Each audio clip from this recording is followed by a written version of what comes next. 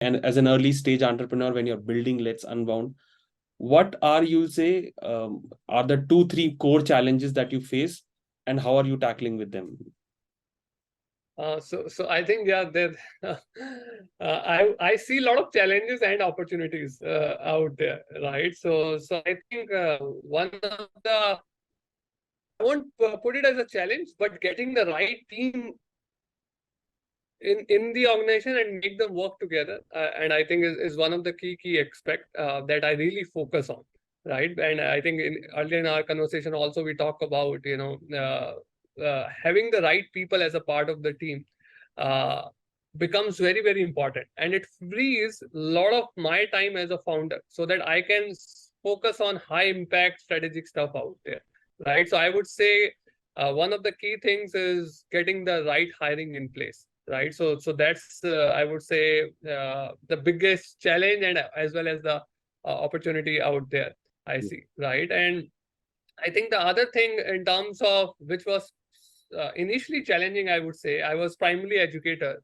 and I had to take up a lot of administrative, and I still do a lot of administrative stuff out there as part of the organization, right? And it's from hiring to financials, which of course it helps to give you a wider perspective.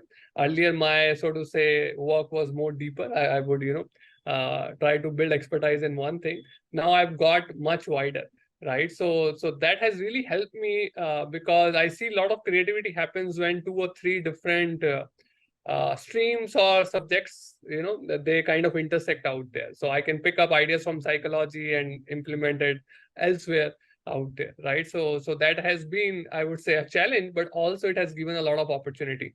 And one more thing that I have learned, right, after living my corporate life, and I keep upgrading myself, is this idea of mental models, and I use that a lot in my decision making out there, right? And I've gone through the respected Charlie Munger, Warren Buffett, their life learnings, and how they have built their organization, and what kind of tools they use to make their decision, right? Because as a founder, I'm making decision every day, and a lot of them out there, right? And we don't know whether those are right or wrong, right? Because we are not perfect. So, but I have kind of built some mental models in my head whenever I want to make a decision, right? Whether it's about our culture, whether it's about where to invest, whether it's about whom to hire, whether it's about saying yes to certain things and saying no to other things. So those mental models have really Sir, helped me overcome, give an some of these example, I think, challenges. like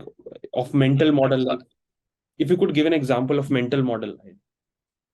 So one example is, which I use a lot, is, and I've learned more from my co-founder, I should credit him, is about optionality in life, Okay. right? For example, I left my job, right? Yes. So there is always an optionality, right? Where if you take a decision, the loss is less, but if you gain, the gain will be 10x or 100x out there, right? So Okay. that's the idea of optionality out there. So when I left my job, I had not much to lose, because I spent enough time in the industry.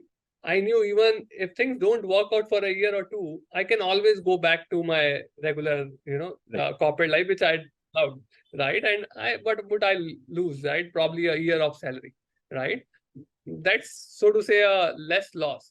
But what if, right, if I become a travel photographer I always wanted to be, or educator I've always wanted to be, or entrepreneur, which I didn't realize, though I come from a business family, right?